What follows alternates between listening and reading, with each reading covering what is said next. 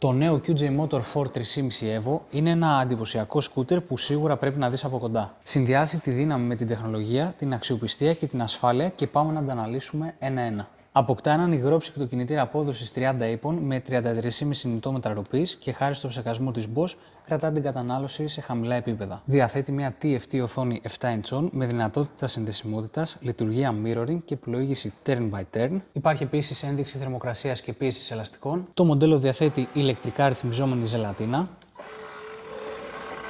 και keyless κλείδωμα. Για την ασφάλεια του αναβάτη, το Traction Control αποτρέπει την ολίσθηση του πίσω τροχού, ενώ το δικάναλο ABS επιβλέπει το σύστημα πέδησης. Αυτό αποτελείται από έναν δίσκο 256 χιλιοστών εμπρός και έναν δίσκο 240 χιλιοστών πίσω. Στις αναρτήσεις υπάρχει εμπρός ένα πυρούνι με διαδρομή 100 χιλιοστών και διπλό αμορτισέρ πίσω με ρυθμιζόμενη προφόρτιση. Και το μοντέλο διαθέτει έναν τεράστιο αποθηκευτικό χώρο όπου φιλοξενούνται με άνεση δύο full face κράνη.